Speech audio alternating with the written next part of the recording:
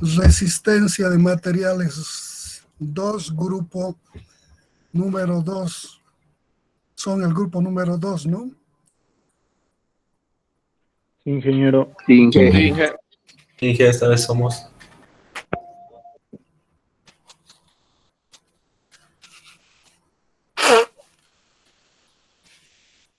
Bueno, algunos de sus compañeros ingresaron en la hora de las 17:15.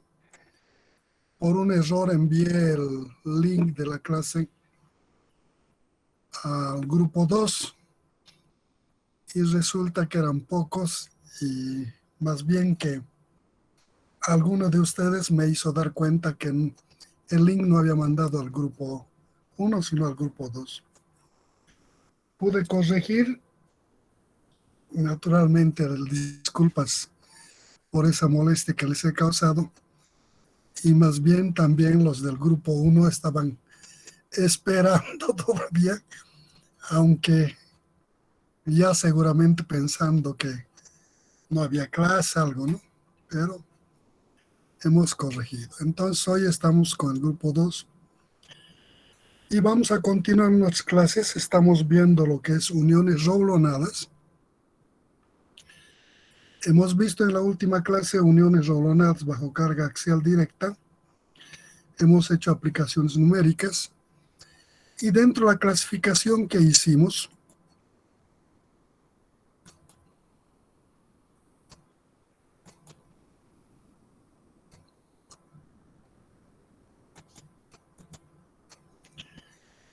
dentro de la clasificación, las clasificaciones que hicimos, habíamos indicado que las uniones roblonadas o cualquier tipo de unión por el modo, por el tipo de carga y su aplicación de esta con respecto al grupo de conectores se clasificaban en uniones a carga axial directa, uniones a momento puro y uniones a momento o a carga excéntrica.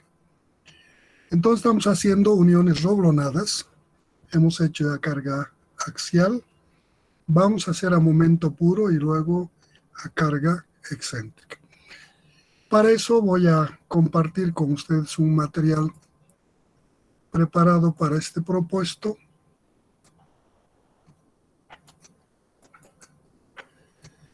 Que se refiere a uniones a momento puro. Vamos a empezar con las uniones a momento puro.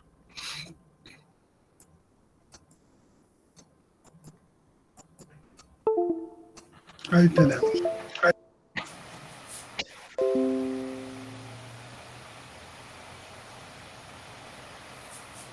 Alguien está con el micrófono abierto, por favor, ciérrelo. Uniones a momento puro. Las uniones a momento puro son aquellas uniones que hemos elaborado donde la carga externa es solo momento, no hay otra carga en ninguna dirección. Esto se puede dar a través de la aplicación de un par. Los pares siempre generan solo momento y no hay fuerzas en ninguna dirección, puesto que la sumatoria de fuerzas siempre va a dar cero. Los pares son fuerzas de igual magnitud, igual dirección, sentidos contrarios, por tanto, al sumar más P menos P siempre nos va a dar cero. La característica de las uniones a momento es que no hay carga en ninguna otra dirección, salvo el momento. Si represento en esta gráfica figura I21, la unión de dos placas, una placa vertical, otra horizontal, conectadas mediante estos 4 elementos conectores, sometida a la acción de esta carga P de un par, P, esta otra P que generan un par, ¿no? Entonces intentarán hacer girar así. Este elemento en esas condiciones, cuando le apliquemos las cargas P, habrá ocasionado un giro de alguna de las placas respecto a la otra. Si para eso colocamos los ejes referenciales en el centroide de los conectores, a través de los ejes, y le aplicamos la carga, en la placa horizontal habrá girado una cierta cantidad respecto a la placa vertical. Como estos giros son pequeños, aquí está exagerado para poder comprender, le llamamos un diteta, un ángulo infinitesimal, ¿no?, que ha girado. Entonces, ese giro ha ocasionado este desplazamiento de cada uno de los conectores y de la placa respecto a su posición general. Este giro es provocado por el momento que genera el par, ¿no? Es un momento que produce ese desplazamiento, ese giro y desplazamiento de cada uno de los puntos en la unión. El desplazamiento generado por este giro es proporcional directamente a la distancia a la que queramos determinar. Si este punto de centroide, origen de ejes, suponemos que es el pivote de giro, aquí no hay desplazamiento, entonces cada punto a una distancia generará un desplazamiento proporcional a esa longitud, a su radio y naturalmente a la magnitud del momento que ha generado ese comportamiento. Si le llamamos a las reacciones que se oponen a este giro en los roblones R segunda, la fuerza en el conector o la reacción que se opone a este giro, este par intenta hacer girar así esta placa y estos conectores, los vástagos de los roblones, intentan equilibrar a ese momento, generando otro momento resultante de equilibrio, ¿no? A eso le llamamos R segunda, a esas fuerzas en cada elemento conector. Si conozco el valor de la fuerza que actúa sobre un elemento, podría determinar que el esfuerzo sobre ese elemento, como esta fuerza pasa a través de su centroide de ese elemento, va a ser igual a esta reacción sobre el área de la sección transversal. Y eso será el esfuerzo que se opone a este giro del elemento. Ese es por la forma como actúa un esfuerzo de corte. Por tanto, diremos, es un esfuerzo cortante unitario en cada uno de los elementos. R segunda sobre A. Conociendo este comportamiento en base a esta aplicación del par, este giro y los desplazamientos que puede provocar, y el esfuerzo que genera en cada elemento, podemos decir que este esfuerzo es proporcional al desplazamiento. Quiero encontrar el esfuerzo en este punto, será proporcional de aquí a la distancia que se encuentre ese elemento por el giro. Entonces de ahí puedo sacar que este esfuerzo de corte es proporcional a la distancia del elemento donde quiero determinar. De aquí, planteado de esta forma como proporción, no me permite encontrar más adelante lo que estoy buscando, que son las reacciones en los conectores. Entonces, puedo analizar este comportamiento y veo que una vez que le he aplicado esta unión, estas fuerzas P, este par que ha generado esa rotación, este par no cambia. Por tanto, el giro que ha ocasionado inicialmente es constante a partir de ese momento para ese problema. Por tanto, podría decir que este giro ya aplicado podría ser igual a una constante K. Digo igual a una constante K. Entonces, reemplazando en esta proporción esta constante K, puedo decir que el esfuerzo de corte es igual al radio por la constante K. De aquí despejo R segunda. R segunda ha de ser igual a K por R por A. La constante de giro por el radio y el área en el elemento que quiero determinar el radio. Esta ecuación me podría ya permitir encontrar la reacción en cada conector, pero está en términos de esa constante K que depende de lo que es el giro que ha ocasionado. Cuantificar este giro, determinar aún el problema más simple resulta todavía moroso. Por tanto, podría haber este comportamiento y a partir de este comportamiento podría generar una otra ecuación de equilibrio en el sistema y a partir de esta ecuación determinar lo que representa o la forma de determinar esta constante K en términos de información conocida o que se pueda generar a partir de la información de la unión.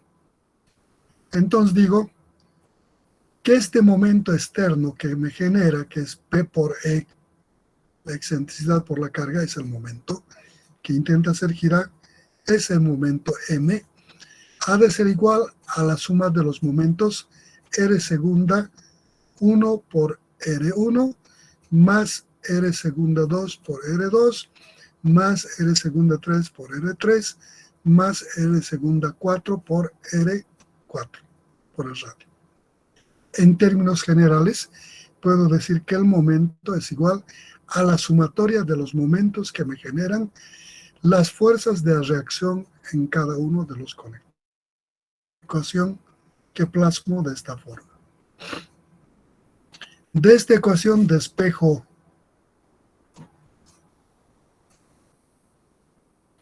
o en esta ecuación reemplazo el valor de R segunda, que aquí tengo, aquí está, y la ecuación se convierte en esto.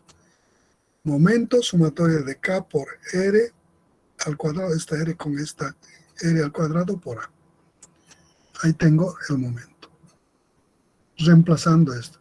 De esta ecuación despejo K y digo que K debe ser igual a M sobre sumatoria de A por R cuadrado.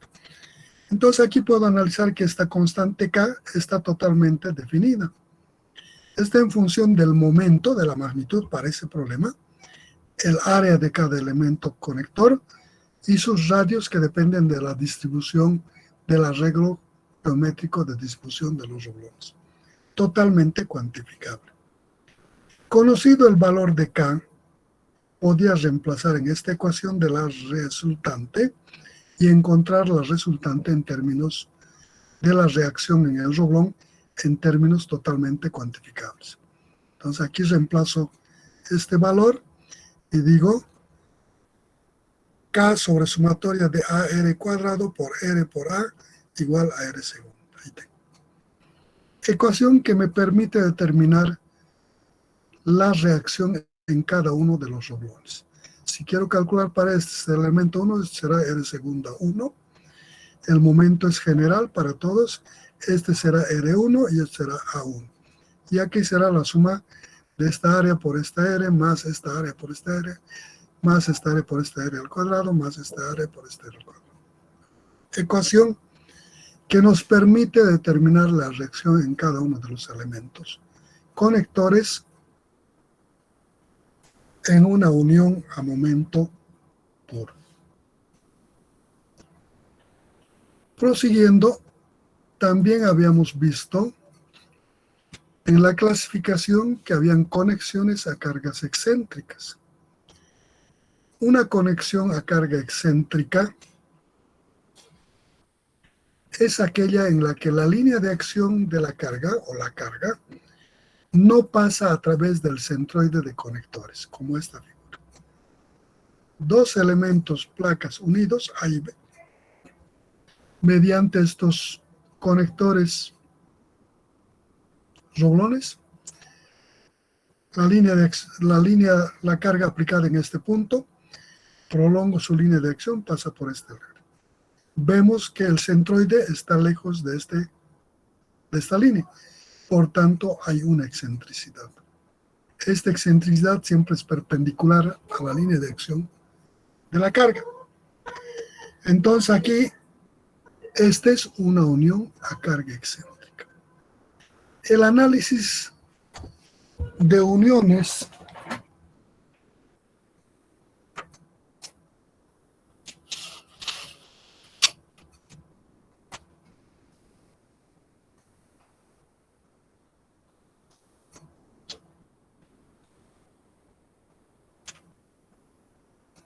El análisis de uniones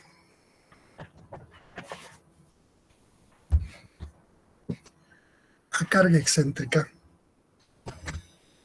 Si nosotros revisamos con calma el comportamiento de esta, podríamos ver que ustedes ya tienen el conocimiento para poder resolver este problema, puesto que ya han visto uniones a carga axial y uniones a momento puro.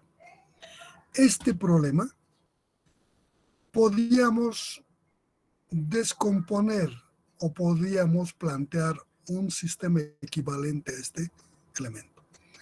Un sistema equivalente a este problema, algo que hace lo mismo, que no es igual, ¿no? Es parecido, es equivalente, hace lo mismo, pero con una aplicación de esta fuerza de distinta forma.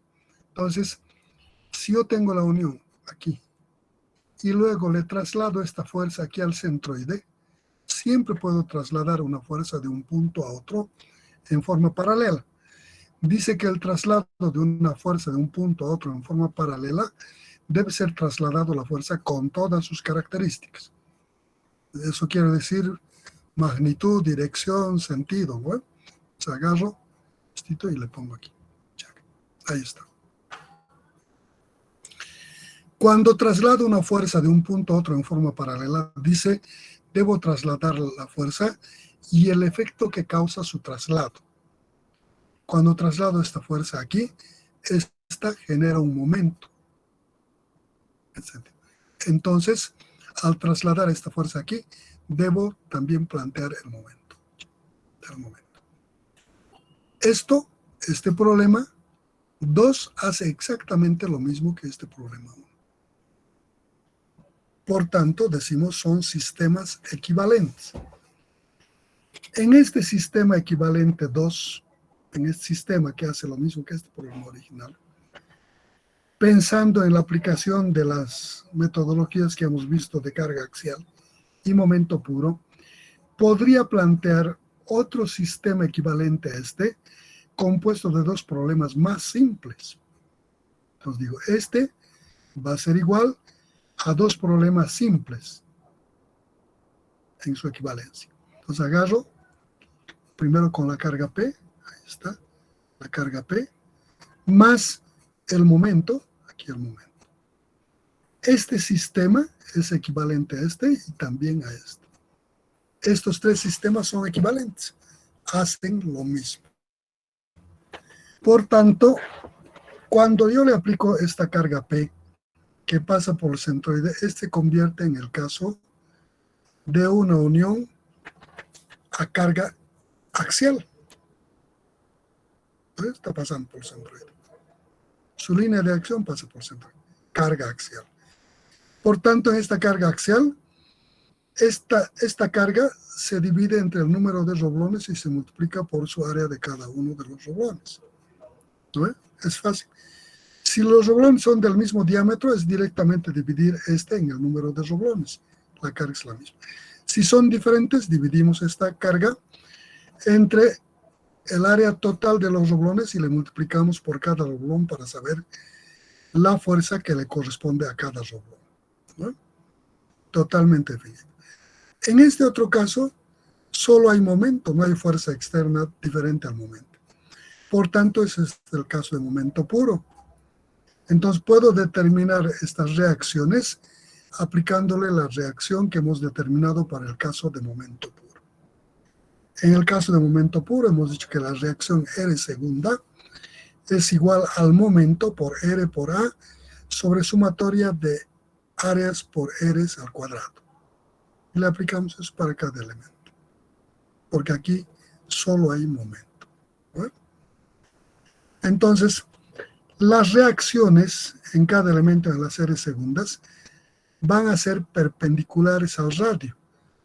Estas fuerzas se van a equilibrar a este momento.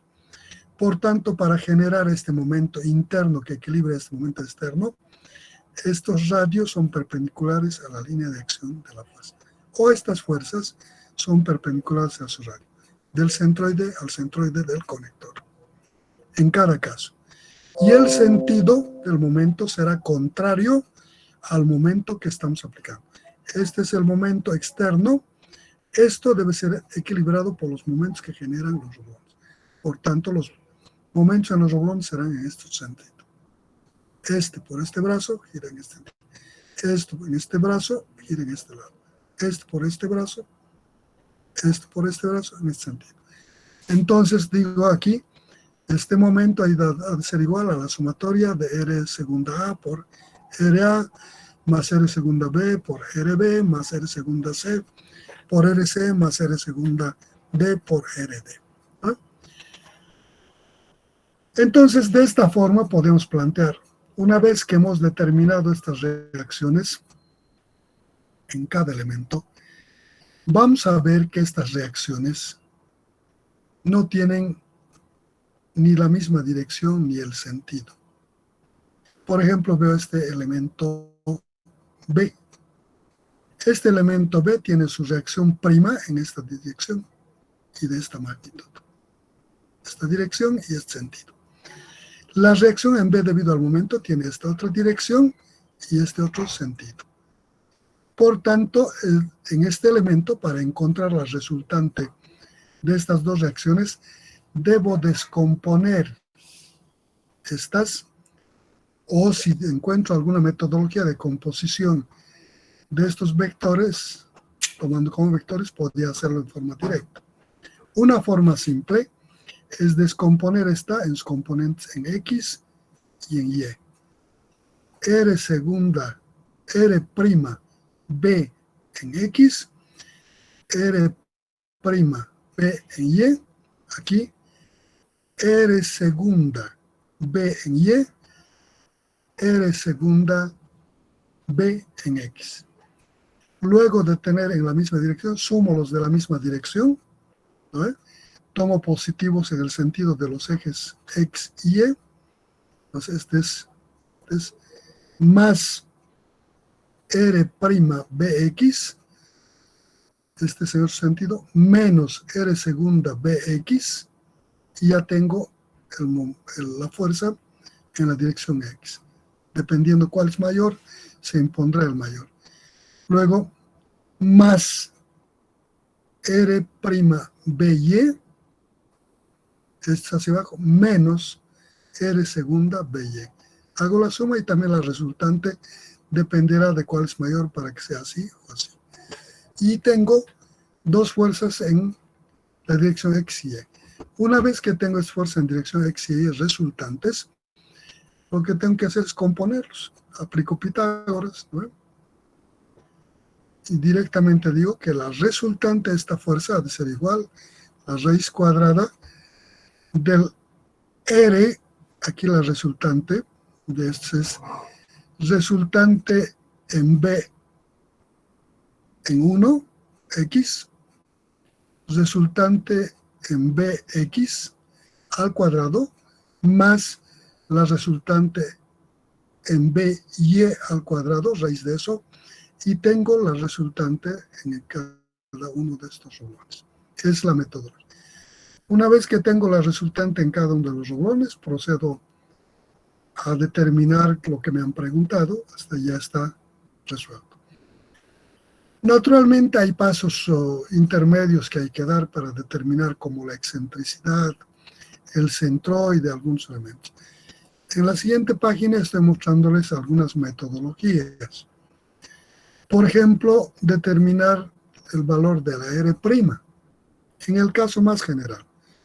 La R' es la resultante de la fuerza axial. Como es la carga axial, si los diámetros fueran diferentes de los roblones, el área de cada roblón sería diferente. Por tanto, para encontrar el roblón, la fuerza en cada roblón, debo multiplicar la fuerza P por el área del roblón en el que quiero determinar. Si este es resultante debido a la carga axial en el elemento 1, será R'1. Y aquí será P por A1, su área del elemento 1. Y esto será la suma de todas las áreas de los elementos. Si los diámetros son iguales iguales de todos los elementos, entonces estas áreas se van a simplificar y esta va a ser R' igual a P sobre el número de roblones. Y todos los roblones aguantarán la misma fuerza debido a la carga axial. ¿Vale? Una vez que tengo esta fuerza, si quiero lo descompongo en la dirección X y Y, o si quiero despejo la carga esta carga descompongo en Y y en X y trabajo con S-cargas en dirección X y Y. Y le aplico todo lo que hemos hecho. Cualquiera de las metodologías es buena, la que mejor maneje. Para las segundas, debido al momento, acabamos de encontrar la formulación de escala. Es esta. R segunda es igual a M R por A sobre sumatoria de A por R. Esto le aplico a las segundas. R segunda es el momento, P por E. P por E es el momento. R es el radio del roblón en el que quiero determinar la fuerza debido al momento. Esta A es del roblón en el que quiero determinar. Y esta es la sumatoria de las áreas por los radios al cuadrado. ¿No?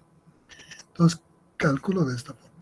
En esta ecuación aparece la excentricidad. La excentricidad, de acuerdo a lo que hemos visto, es la distancia del centroide a la línea de acción de la carga en forma perpendicular. Y esto podemos determinar de varias formas. Una forma es descomponer esta fuerza en X, en Y. Encontrar el momento aquí. Para eso determino esta distancia en X a la carga y esta distancia en Y a la carga. Y digo que el momento en este punto ha de ser igual a esta fuerza, ¿sí? Menos esta fuerza por este brazo y esto más el PY por este brazo. Tengo el momento.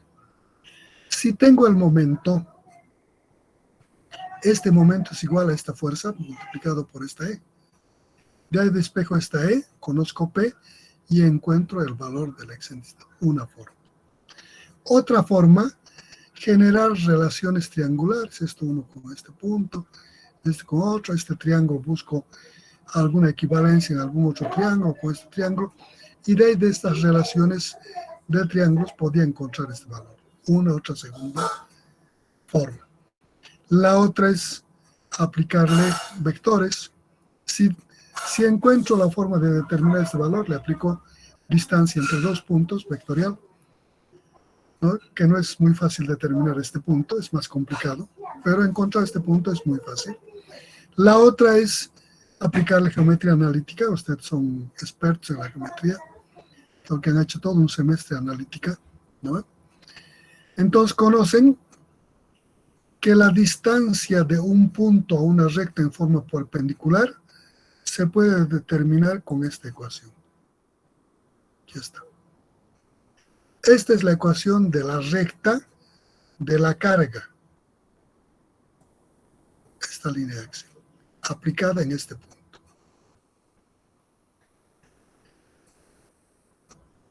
El denominador es la raíz de estos coeficientes al cuadrado. ¿Eh? Ahora, esta ecuación está basada en esta. Solo que aquí hay un errorcito en esta X y en esta Y. Esto debería ser BP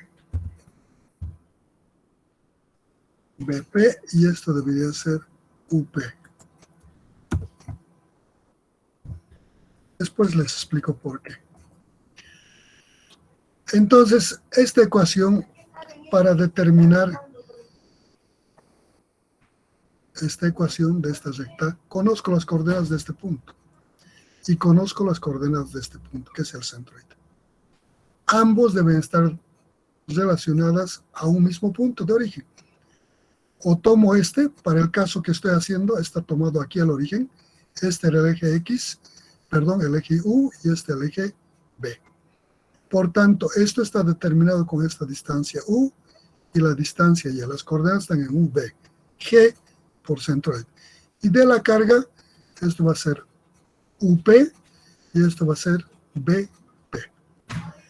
Entonces conozco estas coordenadas y conozco estas coordenadas. También conozco este ángulo. Puedo conocer siempre. Si está aplicado en un punto, con certeza voy a saber con qué ángulo está aplicado la carga. Por tanto, a partir de ahí, esta M representa esa pendiente de la carga. Este ángulo o este ángulo. Entonces, cuando le aplique el ángulo, debo ver qué signo tiene esta pendiente. Negativo o positivo, dependerá a qué cuadrante le corresponde. Ese es un poquito moroso, pero ustedes son expertos, así que un error en ese signo va a ocasionar que se equivoque. Entonces, en esta ecuación reemplazo eso. Esta ecuación planteó, en función de estas cantidades BP y UP de la carga, con las coordenadas de la carga en B y de U, y la tangente de esa pendiente, esta pendiente es la tangente de ese ángulo, genero esta ecuación, con esta. Y ahí simplemente cuáles coeficientes armo este divisor. Y he encontrado la excentricidad. La forma de determinar los radios, igual hay una metodología amplia de distintos tipos. Los radios son las distancias del centroide de los conectores a cada elemento conector. Es el elemento A, RA. Es el elemento B, RB. Es el elemento C, RC. Es el elemento D, RD. Entonces, esto puedo tomar como una distancia entre dos puntos, porque están definidos estos puntos, coordenadas. Es fácil conocer. Esto, la posición de cada elemento nos está dando el problema. Nos han dado en qué punto se ha aplicado cada conector y hemos determinado el centroide. Por tanto, están plenamente identificados. Solo que estas coordenadas, igual que en el otro caso, deben referirse al mismo origen.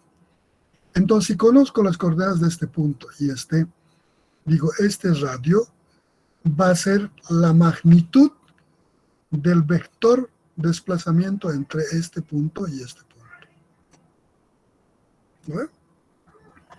Entonces digo, va a ser a la raíz de su componente de este en U, esta distancia, menos su componente en U de este elemento, eso al cuadrado, más su componente en B de aquí de este elemento, menos su componente en B de este elemento, eso al cuadrado, raíz de eso es esto. Y eso le aplico para cada elemento.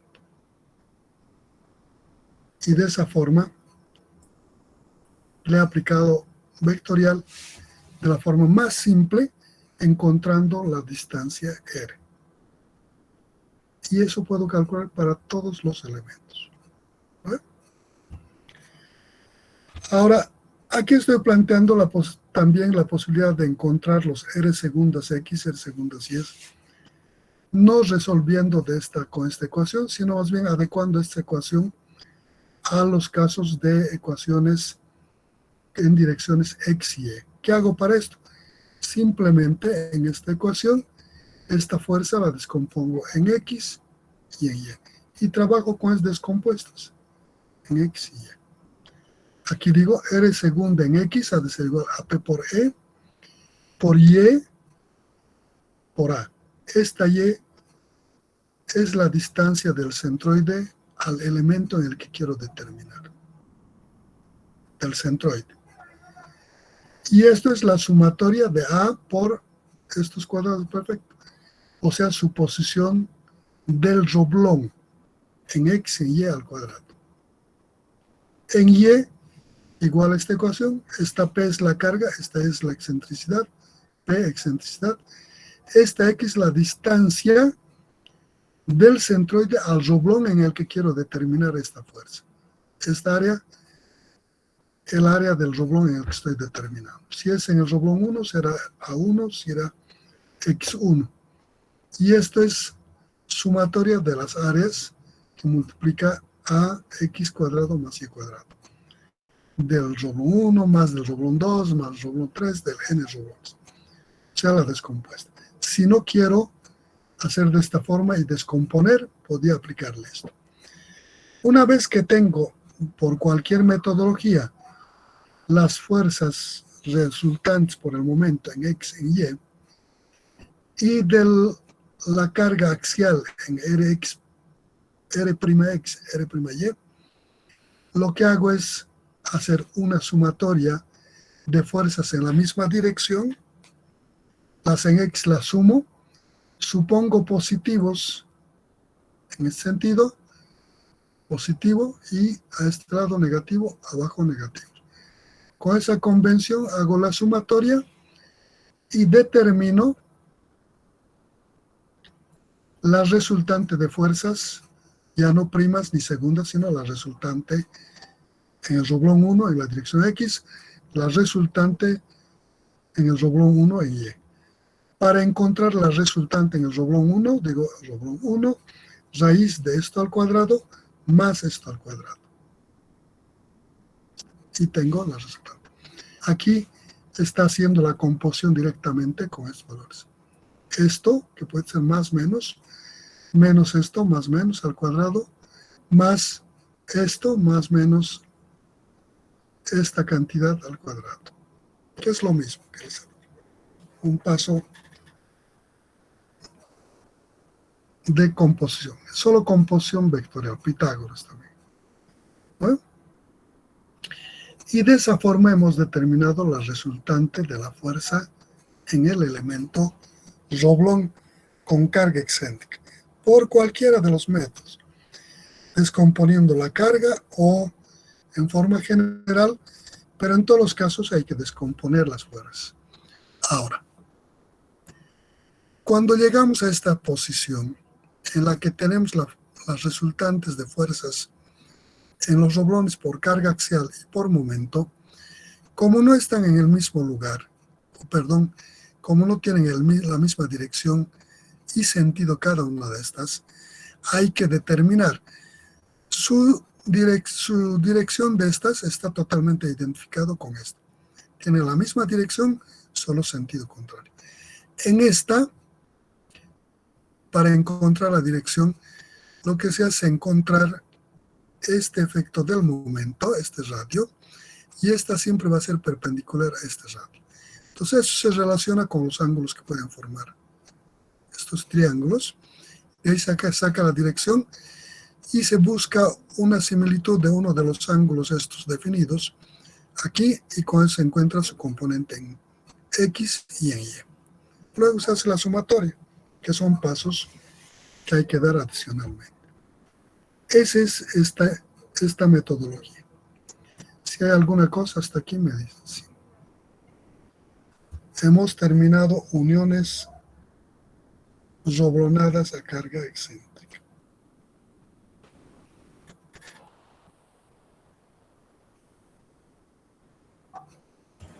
Inge, no sé si podría explicar una vez más el tema de la excentricidad. Sí. La excentricidad es la distancia que se conforma entre la línea de acción de la carga y el centroide de los conectores. Esta línea es perpendicular siempre a la línea de acción. Esa es la excentricidad. ¿Cómo se puede determinar? Una forma es aplicándole la geometría analítica. En la geometría analítica esto es distancia de un punto a una recta en forma perpendicular. Así se conoce geometría analítica. Esa ecuación está dada aquí. Aquí está. E. Esta es la ecuación de la recta de la carga. Y esta es la raíz cuadrada de los sumatorios de los cuadrados de los coeficientes de la variable u y la variable b. Para esto, aquí está la ecuación inicial. Es la ecuación de la recta. En esta recta, en esta ecuación, hay que partir reemplazando los valores de la carga. Como esta recta es la ecuación de la recta, aquí va a encontrar BP y UP. Aquí reemplazo BP y UP y voy a encontrar esta ecuación, haciendo las simplificaciones. Esta BP y UP están dadas aquí. Esta es la posición. El centro, vamos a buscar un centroide. Aquí. De aquí, para encontrar el centroide, hemos puesto esto. Este X aquí. Este era el eje U y este el eje B. Entonces, para este P, es esta la distancia UP. Esta. Bajamos aquí. Esta es la distancia UP. La BP va a ser de este eje U al punto. Esta es la BP. Con esas coordenadas, armo ese eje, más el ángulo, la pendiente de esta fuerza. Para eso tienen que tener mucho criterio para manejar en qué cuadrante está ese ángulo. Si yo pongo aquí los ejes, ¿no? Entonces el ángulo puede ser este estará en el primer cuadrante, este será su ángulo. Entonces verán si es negativo o positivo. Hay que tener cuidado porque ese errorcito podría cambiar totalmente, que no es esta la excentricidad correcta. Ese es el problemita en esta metodología. Entonces, esta es esa pendiente, es la tangente de ese ángulo, entre la fuerza y la línea horizontal, normalmente. Entonces armamos en función de las coordenadas, son las coordenadas del centroide, UG y BG, son coordenadas de aquí del centroide, aquí, estas coordenadas. Son UP y BG y BP. Este es, así que UP y BP. Y este es UG y BG. Y aquí, M, la pendiente, es la tangente de este ángulo. ¿No? Con eso armas la ecuación. Un poquito de geometría analítica. Ahí reemplazas en esta ecuación las operaciones y te da el valor de una de las formas. La otra les habíamos dicho, creo que ya les hemos dicho, es descomponer esto. Entonces, como conozco el ángulo, PX, PY. A partir de este punto determino esta distancia XP y EP. El momento en este punto va a ser esta fuerza, en este caso menos PX por esta distancia YP. Luego esta más PY por esta distancia de aquí a aquí que es XP. Y ese es el momento. El momento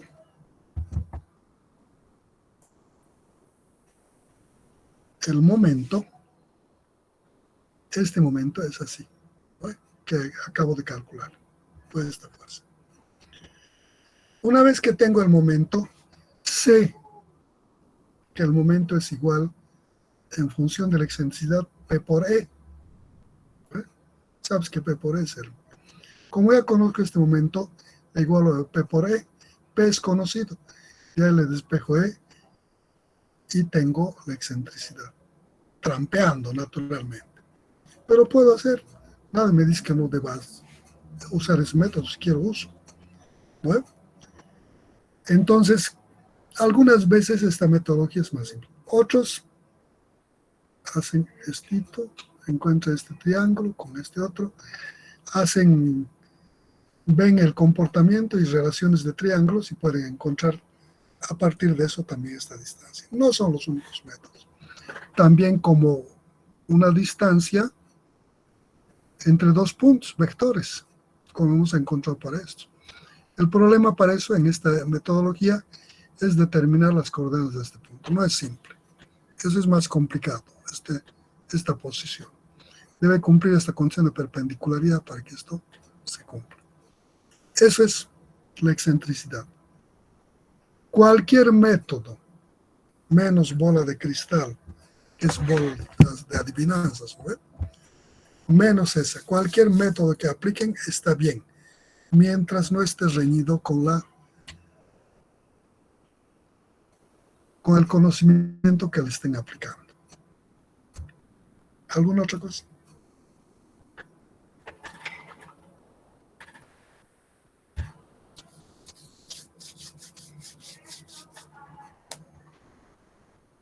¿Dónde están los estudiantes? Aquí estamos viendo solo sus fotos.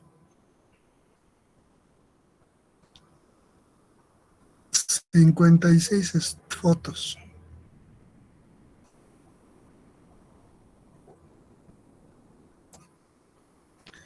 Pero algunos habían entrado doble. ¿Por qué doble inglés o Wilmer Vallejos? Hola Inge, buenas noches. Buenas noches. Uno de mis dispositivos no tiene audio, Inge. Ah, Sí, tienes que arreglar su audio, tienes que hacer. Seguramente igual me va a decir William Rilmar Cruz. 2 ingresos igual. Sí, Inge, aquí estoy. ¿Por qué de a dos están emparejados? Dos, No, dos, dos. no es eso, Inge, no es que la pantalla de mi computadora, cuando usted presenta, es muy, es muy chiquitita la imagen y en la computadora lo que pasa es que no se puede ampliar la pantalla y tengo que usar de mí mi celular para ampliar, para, para ver mejor la pantalla. Conectarle a un proyector, si en tu pared lo proyectas. No tengo ahí, así nomás. Sí, ya me imagino. Ya me imagino que en un celular sí son imágenes pequeñas. Sí, verdad. Verdad. Está bien, no hay problema en las clases. En los exámenes prohibido en doble ingreso. En las clases, mientras sea para que entiendan todo, está bien, ¿no? Para que le saquen mejor provecho a la clase, está bien. Bueno. ¿Alguna otra cosa más? ¿Alguna otra preocupación más de esto de ustedes? ¿Algo que no esté claro o todo está claro?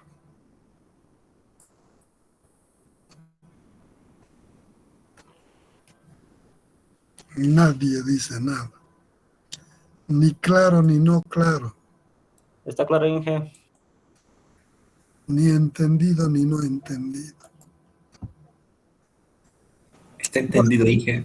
Para ver esto que hemos analizado teóricamente, analíticamente, el problema, vamos a plantear un ejercicio numérico.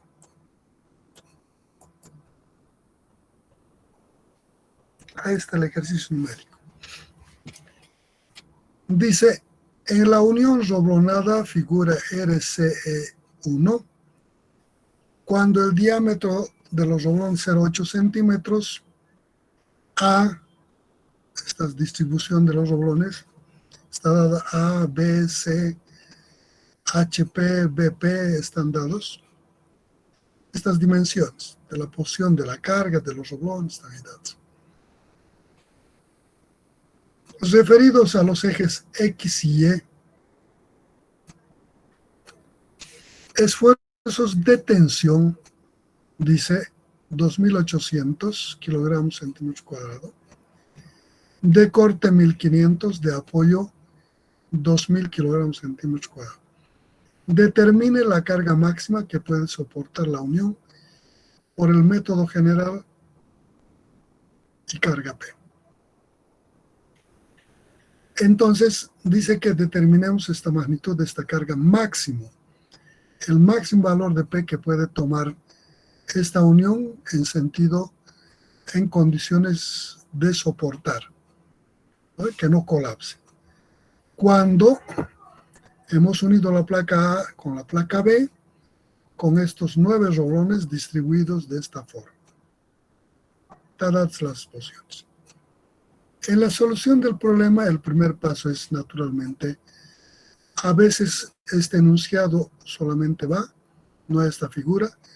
Si no a esta figura, hay que generar esta figura que corresponde a esto de la forma más clara y en forma bien proporcionada de posible escala, que nos represente, que sea una representación fiel del enunciado.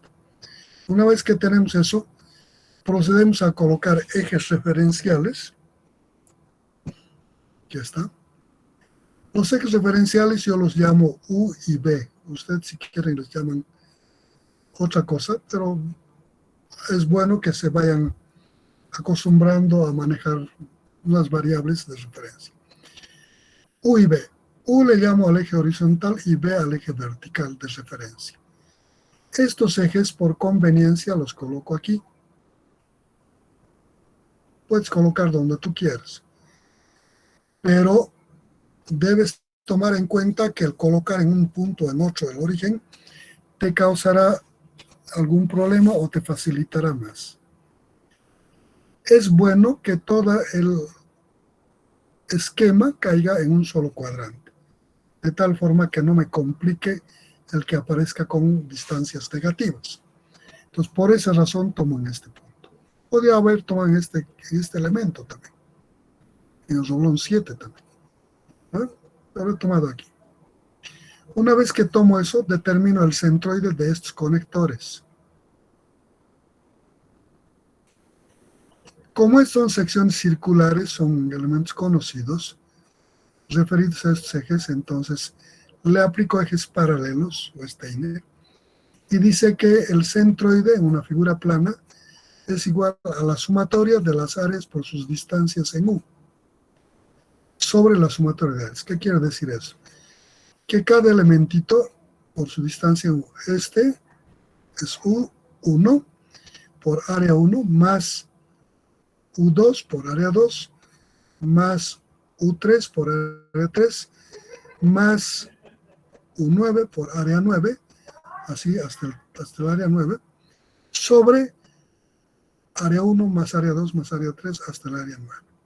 Y eso divido y tengo la posición en U, es centroide simplemente. Ustedes saben con integrales, inclusive matemáticas, ¿no? También esta forma simple. Lo mismo para el caso B. Este B va a ser la distancia de este eje al centroide, por tanto, va a ser área de cada uno por su distancia en B. Esa distancia en B es perpendicular a este eje. Desde este eje, este es el B1 por área 1, más B2 por área 2, más B3 por área 3, más B6 por área 6, y así hasta el 9, más B9 por área 9. Eso es esto. Y aquí la suma de todas las áreas divido y dice que es 17,5. Con estos dos valores de aquí mido 20,83 y de este eje mido 17,5 y ahí es el centroide. Ubicado el centroide a la distancia UG y BG, le pongo ejes centroidales. Esto pueden verificar ustedes estos valores. ¿No? En realidad, como estas áreas van a ser iguales, esto se puede simplificar. Esta área puede salir afuera y esta área puede ser multiplicado por el número de roblones, por 9. Esta con esta se simplifican y esto va a ser sumatoria de áreas sobre 9. Y tenemos este valor, que tiene que dar lo mismo, ¿no? Porque estas áreas van a ser iguales. Igual en este. También otra forma. Entonces, una vez que tenemos el centroide, colocamos los ejes centroidales en esta figura. El centroide a la distancia UG y la distancia BG. Pongo el eje X y el eje Y. Una vez que tengo el centroide, de las fórmulas que tenemos para determinar esfuerzos en carga excéntrica, vemos que necesitamos estos radios. Entonces saco el radio al centroide de cada elemento. Del roblón 1 al centroide R1, del 2 al centroide R3. Y así saco todos. ¿Cómo determino eso? Cualquier método es bueno. pueden conocer esta distancia, le aplican Pitágoras, encuentran esto. Pueden encontrar como la magnitud de la distancia entre dos puntos, o el vector desplazamiento, magnitud del vector desplazamiento desde aquí hasta aquí, vectorialmente. Aquí está aplicado de esa forma. Y esa es la raíz cuadrada de ese vector. Entonces aquí le estamos aplicando, esta es la magnitud de esto vectorialmente, o si quieren Pitágoras también. ¿Vale? Entonces conozco las coordenadas de esto. Digo, esta R va a ser la raíz cuadrada de la coordenada de este en U menos la coordenada del centroide en U, eso al cuadrado, más la coordenada en B de este punto, menos la coordenada de B en el centroide al cuadrado y raíz de eso. Y tengo estas distancias. ¿Qué tengo que hacer para eso? Simplemente estas posiciones colocarlas como coordenadas. En 1, 2, 5, va a ser esta distancita en U y esto va a ser en B de este punto. Para esta va a ser su distancia en E y esto su distancia en B. Para este elemento, esta va a ser su distancia en U y esto va a ser en B. ¿Vale? Entonces eso le aplico y encuentro los radios, que aquí están los valores. Calcúlenlos y me dicen si están bien los 9 radios. Una vez que tenemos los 9 radios, encontramos la sumatoria de radios al cuadrado. Eso quiere decir radio 1 al cuadrado, más radio 2 al cuadrado, más radio 3 al cuadrado, más radio 4, más radio 5, hasta el radio 9. Y eso dice que nos da 2.599,55 centímetros cuadrados. Tengo el radio. Procedo a determinar el centroide, la ecuación que les habíamos dicho. Aquí le vamos a cambiar esto.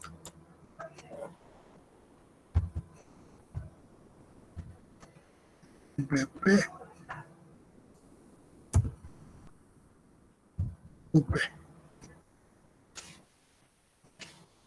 BP es la distancia vertical del eje horizontal U a la carga.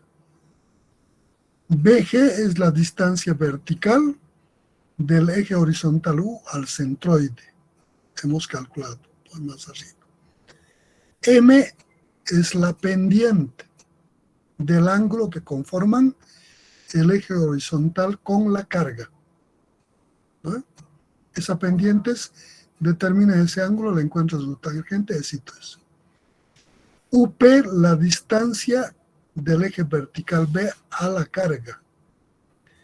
UG, la distancia horizontal del eje vertical B al centroide. Entonces, esta recta para armar, debo armar con las coordenadas de la carga P. En esta ecuación, para armar la recta, no voy a incorporar las coordenadas del centroide, solo las de la carga. Entonces aquí reemplazo el valor que le corresponda al BP, coloco aquí la pendiente con su signo y aquí coloco la posición en U de la carga. Con eso armo esta ecuación en términos de UG y BG, así.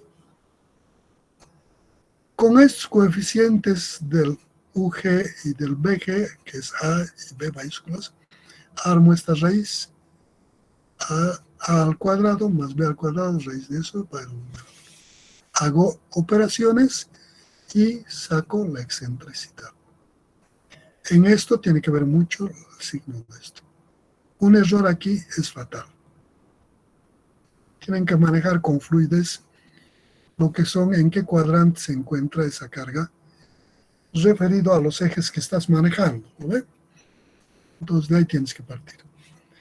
La otra forma, aquí está dada también, la otra forma. M es igual a P por E. M es a P por E. Entonces tengo la excentricidad, le multiplico por P y ese momento. Pero puedo partir inverso también. Este momento hemos dicho, aquí le descompongo esto en esta fuerza, en esta fuerza.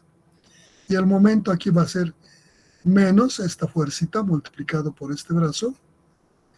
Esta también en este sentido, menos PY por esta distancita a este punto. Y voy a encontrar momento. Este momento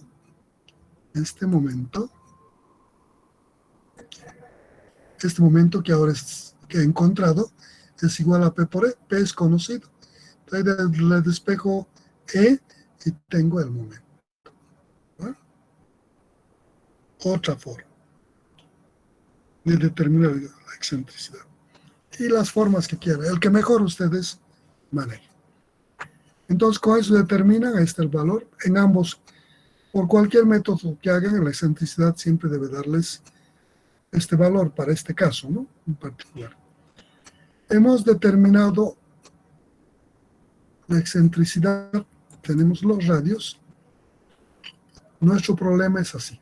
Aquí está la excentricidad, la línea de acción de la carga, la excentricidad que es perpendicular a esta recta. Esta es la ecuación de la recta que tienes que encontrar. Aquí su ángulo tiene un signo, ¿no? Por cualquiera de los métodos. Una vez que tengo hasta aquí resuelto la excentricidad, los radios, el momento, ¿no? En el sistema equivalente planteado, este problema inicialmente, este problema, es equivalente a otro aquí en el centro y traslado esta fuerza al centroide y este efecto del momento en este sentido.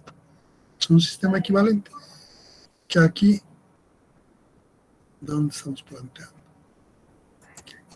Aquí, es un sistema equivalente. Esta fuerza traslado aquí y este efecto del momento por este bracito. Es un sistema equivalente. En el sistema equivalente le planteo en otros dos sistemas, en un sistema compuesto de dos problemas simples, uno con esta carga y uno con este momento. Entonces voy un poco más adelante. Aquí tengo, por la carga es esta. Las reacciones primas tienen que ser en sentido contrario, misma dirección. Es la dirección aquí en 1, R'1. En 2, R'2. En 3, R'3. En 4, R'4. En 5, R'5. Y de esa forma calculo hacerse. Debido al momento, este momento intenta hacer girar así. Entonces en este roblón, de aquí hago el radio 1, desde 0 hasta el roblón 1. El momento hace esta operación. Entonces esta fuercita tiene que ser perpendicular a este radio. En este sentido, que haga este momento. Equilibrante. R segunda 1. Y calculo con las ecuaciones que tenemos. Cada uno de los. Entonces, en cada puntito tengo dos fuerzas. En la R' y la R segunda. En el elemento 1 y el elemento 2, 3, 4. Para ir más adelante de aquí, ¿qué tengo que hacer? Descomponer estas fuercitas aquí en X. El prima, el segundo. En X y Y. Luego saco la resultante en cada elemento. En X y Y. Sacado la resultante, encuentro la componente resultante final de todo, que es raíz cuadrada del Rx1 al cuadrado más el R1y cuadrado. Y eso le aplico a cada uno. Aquí está planteado así. He aislado un elementito que le llamamos, creo que es B este, o 1 le estoy llamando, y le pongo las fuerzas. El R'1 y el R segunda 1. Descompongo estito en R'1X, R'1Y. Descompongo estito en R segunda 1X, aquí le he puesto atrás, para que no se confunda con esta, y el vertical R segunda 1Y. Para eso, esta tiene el mismo ángulo que la fuerza, porque esta es la misma dirección, solo sentido contrario. Entonces, si conocí este ángulo aquí, de la fuerza, conocí este ángulo, Entonces aquí en este elemento, con esta horizontal, también voy a conocer. Por alternos internos va a ser esta otra fuerza. Es que es la misma. No hay problema para esta. Con ese ángulo puedo, con su coseno, si este es el ángulo, su coseno va a ser el horizontal y su seno el vertical. Para este, conozco la posición de esta carga y de este. Calculo estos ángulos. Este angulito. Y veo en qué parte se reproduce, aquí poniendo los X vertical, horizontal, ese ángulo. Y con eso descompongo. ¿Ven? En X, en Y. Eso estoy haciendo aquí. Aquí está. ¿Conoces esto? ¿Conoces esto? Dices que este ángulo beta 1 es el arco tangente de R1Y sobre R1X. Ese es este ángulo. Ahora, aquí reproduzco el eje X y el eje Y y veo dónde se reproduce esto. Entonces, este ángulo por alternos internos se reproduce aquí. Entonces, aquí, este es su complemento entre la vertical y la horizontal. Y este es el ángulo recto. Entonces, prolongo esto. Este es perpendicular a esta línea y este es perpendicular a este. Por perpendiculares, digo, este ángulo se reproduce entre la perpendicular a esta línea y la perpendicular a esta. Esta es perpendicular a esta y esta es perpendicular a esta. Por tanto, aquí el ángulo beta. Ya conozco y con eso descompongo en X y Y estos valores. No es la única forma. Pueden encontrar otras metodologías también. La que mejor manejen ustedes. Y eso hago para cada elemento. Roblón 1, roblón 2, roblón 3, hasta el roblón 9. Es moroso. Una vez que he determinado los 9 roblones, aquí está todavía, aquí ya debería estar la resultante. Por alguna razón se ha traslapado esta figura. Entonces, una vez que tengo esta resultante de fuerzas en cada uno, de aquí, cálculo y voy a sacar la resultante. Entonces, esa resultante de cada elemento plasmo en esta figura. Aquí debería una sola fuerza resultante. Vamos a mejorarlo esto para otro día. Entonces, una vez que tengo todas las resultantes en cada punto, eso me dice que esa es la fuerza a la que está trabajando este roblón en esta distribución y con esta carga aplicada en esta dirección, sentido y magnitud. O cuánto quiero que aguante esto, cuánto debe aguantar. Entonces, en cada caso, cuando deducíamos las ecuaciones, hemos indicado que el esfuerzo aquí es generado por la resultante de la carga que recibe esto sobre el área. La carga que recibe este elemento sobre su área es el esfuerzo de corte. Entonces, eso le igualo al corte que nos da como dato y de ahí despejo la carga. Y esa es la carga P1. ¿Qué quiere decir? Que esta carga, hasta que tome este valor que ha sacado esto, puede aguantar este roblón. Este roblón. Nosotros no sabemos. Aguantarán más o menos. Eso hago para este elemento. Eso quiere decir que la carga P2 será, cuando le coloque aquí esa cantidad, este roblón va a aguantar eso. Y esto.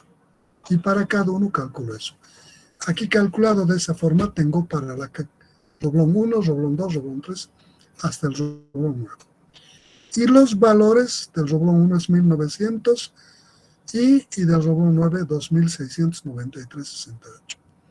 ¿Cómo voy a seleccionar la respuesta a este problema? Ojo, hay que tener en cuenta qué es la pregunta. La respuesta no siempre va a ser de la misma forma. En este caso nos dicen la máxima carga que puede aguantar el roblón. Entonces comparo y veo que el mayor de todos está en el P6, 5.760.10 kilogramos. Y el menor de todas las cargas está en el roblón 3, 1.870.93. ¿Qué me dice esto? Que el roblón 6, puede aguantar hasta que esta carga tome este valor. Y el roblón 3 puede aguantar hasta que esta carga tome este valor. Entonces, de ahí, de esa comparación, tengo que sacar de todos los elementos. ¿Qué implica esto? Si le cargo este valor de P3 aquí, todos aguantan más que eso. Quiere decir que esta unión no le va a pasar nada. Si le cargo esta carga P6, P6 aquí, ese P6 aguanta este roblón. Pero veo que el resto no aguanta esa carga, lo que quiere decir que esto va a colapsar. Como me están pidiendo la máxima que puede aguantar, no tiene que fallar ninguno de los roblones.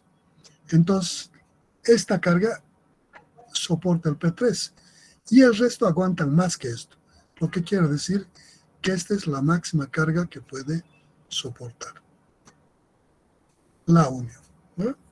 Ese es el método. ¿Alguna duda? Resuelvan este ejercicio los números. Verifiquen si evidentemente están los números. La metodología es esa, pero hay que hacer las operaciones. Hay que hacer las operaciones. ¿No? Hagan las operaciones y me dicen si hay alguna cosa que no les sale, algo que no está comprendido. Mañana le vamos a dedicar a este mismo problema, a esta misma aplicación, que puede ser otra o la misma, a hablar. Siempre y cuando ustedes traigan resuelto y digan sus dudas. Me digan, esto he hecho como nos ha dicho y me ha salido diferente. O los valores están bien y me ha salido. Pero hagan. No conozco otro método en el que puedan aprender si no es haciendo. No hay. Ustedes con cerebros en primer formateada, nuevecitos, tienen memoria fotográfica. Yo sé que han captado perfectamente porque no tiene ninguna complicación el problema. El asunto está en que generen estos valores bajo esa comprensión. Eso implica que deben manejar conocimientos intermedios que necesitan y que debe estar bien entrenado en cada uno de ustedes. Lo que les estoy pidiendo es que eso hagan y me dicen mañana cómo les ha ido, qué dificultades han tenido. Si lo hacen muy bien, perfecto, fabuloso, ¿no? Y mañana vamos a hacer una práctica de clase de este tema. Les damos unos minutos a hablar de este problema y luego les vamos a dar una práctica para que ustedes resuelvan en clase.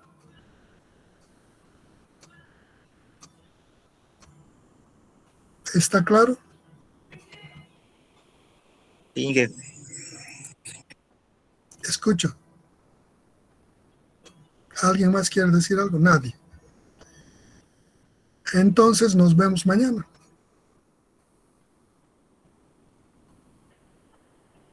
Que les vaya bien, jóvenes.